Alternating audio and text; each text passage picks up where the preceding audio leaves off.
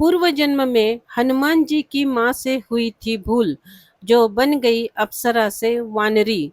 एक बार देवराज इंद्र की सभा स्वर्ग में लगी हुई थी। इसमें दुर्वासा ऋषि भी भाग ले रहे थे।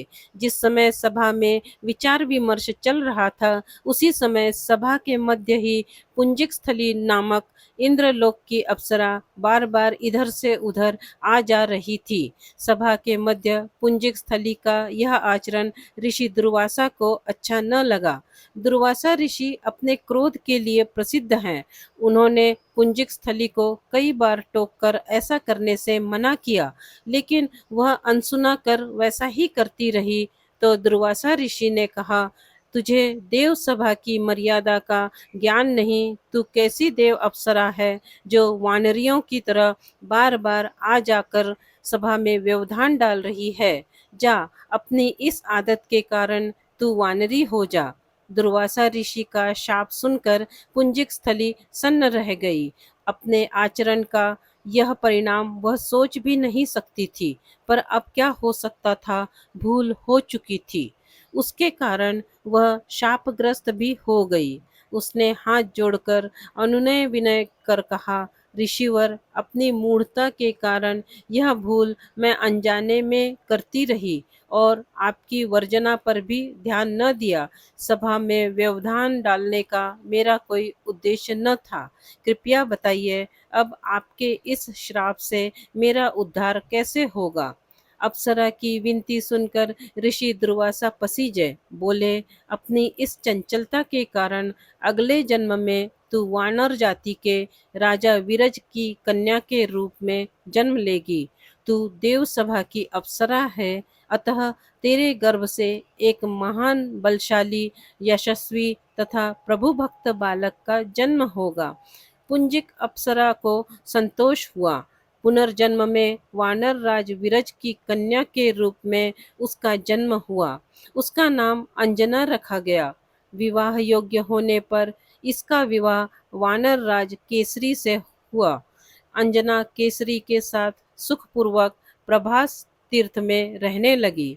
इस क्षेत्र में बहुत शांति थी तथा बहुत से ऋषि आश्रम बनाकर यज्ञ आदि करते रहते थे। एक बार ऐसा हुआ कि वन में विचरने वाला शंखबल नामक जंगली हाथी प्रमत्त हो उठा तथा वन में उत्पात मचाने लगा। उसने कई आश्रमों को रौंद डाला, यज्ञ वेदियां नष्ट कर दी। उसके भय से भागते हुए अनेक तपस्वी बालक आहत हो गए। कई आश्रम उजड़ गए। कई ऋषि भय के कारण आश्रम छोड़कर चले गए।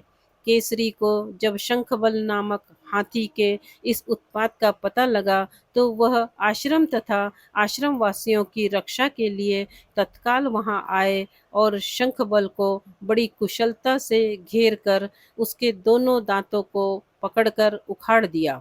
पीड़ा से चिंघाड़ता हुआ वह हाथी वही धराशायी हो गया और मर गया।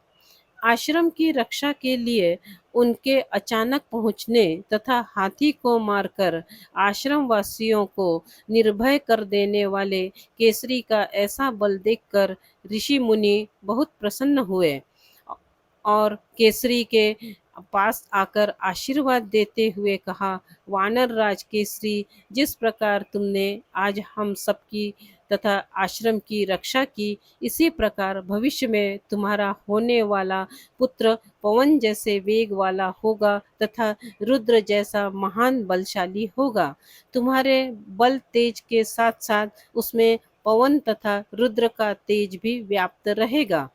केसरी ने कहा, ऋषिवरों, मैंने तो बिना किसी कामना के प्रमत्त हाथी को, जो किसी प्रकार वश में नहीं आ रहा था, मारकर आपकी इस यज्ञ भूमि को निर्भय किया है।